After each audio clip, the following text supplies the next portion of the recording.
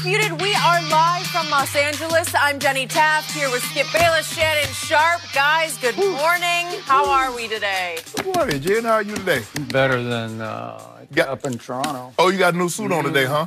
Yeah, don't think I know you trying to sneak a new suit past me. I didn't even notice. You did notice. I didn't even know what you're talking about. You know what? Huh? Oh, you didn't notice. You just put something on, huh? You know, I just care about my arguments. That's all I care about. Why you put that new suit on today? Somebody wants to try to distract the audience with what he's wearing. Me. Oh, really? Yeah. Well, I think I just succeeded. It worked a little bit. No, not a little bit. What do you got on? An old suit today? You know, little Caesar Antolini, little something I put together here. Something. You know, something I old rags I threw on. I was in a hurry this morning. The last thing, those are not rags. We have a lot to get to on today's show. How about this for a story? Should Zion stay out of New Orleans? What? And why is Odell staying away from Cleveland? That's a good question. A lot to get to, but we have to start with the NBA playoffs. The Bucks took game one at home last night over the Raptors, as most people expected. The Greek Freak had a big game with 24 points and 14 rebounds, but no one expected the Bucks to get a career playoff high 29 points from Brook Lopez. On Toronto's side, Kawhi Leonard scored 31, but he only had 2 points in the fourth quarter, and the Raptors were outscored 32-17 in the fourth. So, Shannon, what was the biggest reason why Toronto lost? Milwaukee's defense, especially in the second half. And once they got past that first quarter where they were just letting Toronto get wide open looks at the three and getting whatever they want, Skip, they really buttoned it down, especially in the second half. They held Toronto to 28% shooting, and only Kyle Lowry was the only Raptor player that shot 50% or better. And when you can hold Kawhi to 10 of 26, Siakam was 6 of 20, Marc Gasol 2 of 11, 1 for 5 for Danny Green. Skip, it's hard to win like that. And they're forcing Kawhi. They did a great job of forcing Kawhi to become a volume shooter. That's not what he is. In the last series, he's efficient. If you look at his numbers in the postseason, he's 53% shooting. But that's not even close to 50%, over 50% last night. And so I thought the length, you know, you got Giannis at almost 7 foot. You got Mirotic. You got Ilyasova. You got Brook Lopez. Middleton is... And Bledsoe is a very good on-ball defender. So they can throw a lot of different looks at him, and I thought it caused them some problems. But what really happened, Skip, they cut the lead in the third quarter. They cut it down to 4 points. And right before the end of the third, Siakam hits a shot, a 35-foot three-pointer, pushes it to 7. Yep. But to start the fourth, Kawhi's on the bench. Because he had played 33 of a possible 36 minutes. He's on the bench a lot. Can I finish? You gonna let me finish? No, I'm just... It's my turn. I was just... Let me talk. Amplifying what you were saying. I want you to amplify. I don't want you to adding on. I'm good. My voice carries. Yeah, my voice carries, so I'm amplifying it quite well. But Kawhi had to start on the bench. And what we've seen, and this happens a lot, it's not just unique to Toronto or unique to Kawhi. When your best player sits down, normally the team cuts until you lead. He starts the fourth quarter on the bench. They have a 7-point lead. He rests for about 2.5 minutes, and when he comes back, it's 2 points. And by that time, Milwaukee had gained control. Really? Brook Lopez. That's interesting. Like, who is this guy? I know. A guy that scored 27 points in 5 games, all of a sudden comes up with a career-high 29 points in game one. And so, remember, I told you, I said, if you ask, we had this conversation yesterday, you want Kawhi, you want Giannis. I said, I think Kawhi's the better player, but I believe Giannis has the better supporting cast. And they proved me right last night. The defense in which Milwaukee, what? Yeah, they did. Deployed on Toronto. Yeah. That's why, Skip. You see the numbers. 15 of 42, 34 of 92, 37% from the field, 35% from the three-point line. And I got that point spread right on.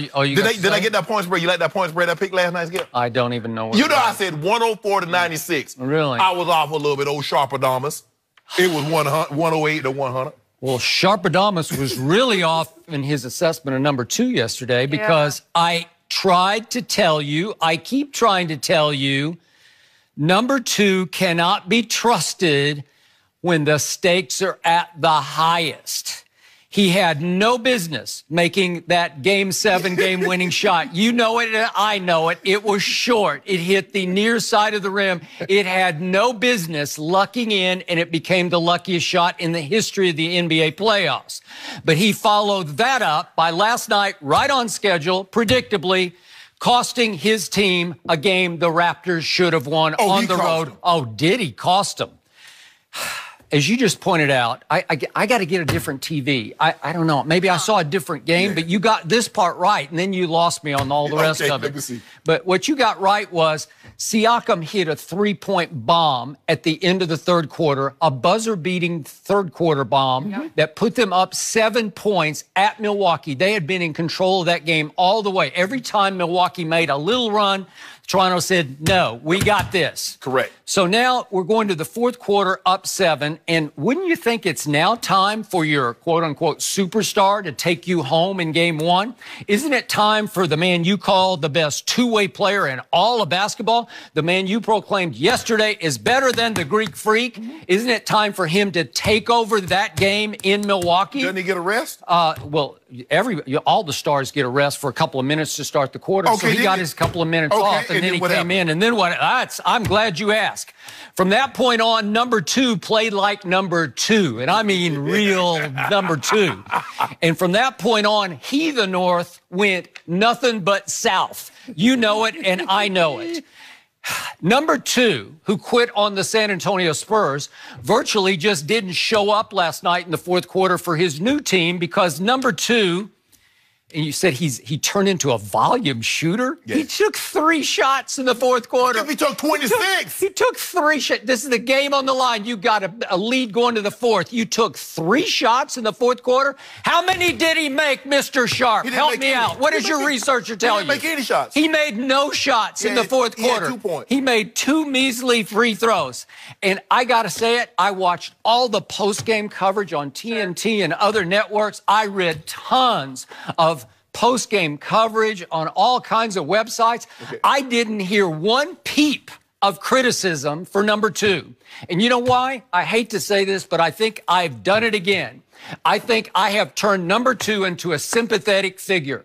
I think I have turned number 2, now that LeBron is on his couch and completely out of the picture, into the most sympathetic and overprotected, quote-unquote, superstar this side. Oh, overprotected. Wait until I get to what I'm going to get to here.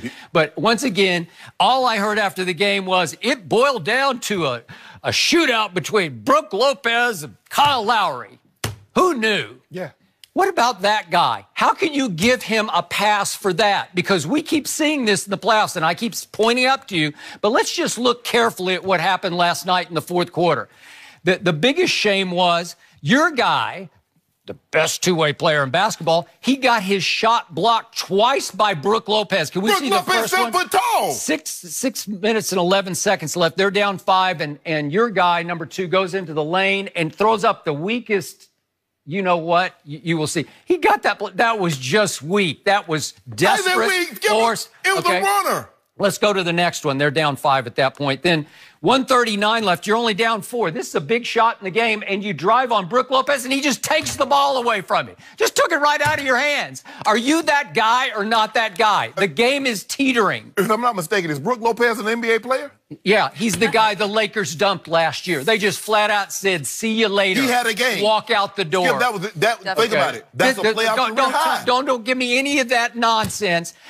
You would have laughed before, on this show 24 hours ago, you would have laughed if I'd say, Brook Lopez is going to outduel your guy in the fourth quarter. You just laugh at that, right? Okay, I'm not finished. It is my turn right now. Let's look at the shot he took. And this is the key one. This is 2 minutes and 6 seconds left. Number 2 takes a shot for the lead. This is just 2 minutes left in the game. Watch this. This is a 3-point shot. You want to talk about a brick? That one was shot so badly it had no chance of lucking in, right? Did you see that? It hit the backboard first. You like that? That's clutch city. That's for the lead. That's to regain control of that game.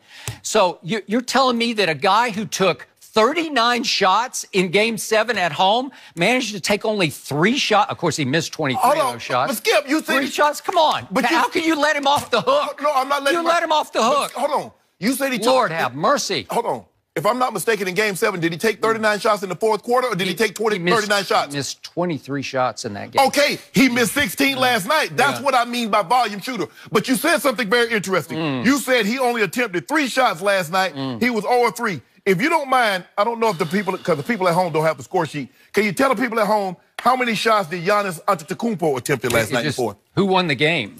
Oh, but see, now it's who won the game. How many points did Giannis score in the fourth quarter? Here's what's funny about that. The whole Toronto defense, it's the wall that they put up against Giannis. Okay. Meanwhile, would you believe they played your guy number 2 just straight up the whole night? Most of the fourth quarter, it was just Chris Middleton one-on-one on number 2. But then how did you like that? How did Brook Lopez block his shot of it? Chris Middleton. Well, he just drove it in the middle. Oh, exactly. So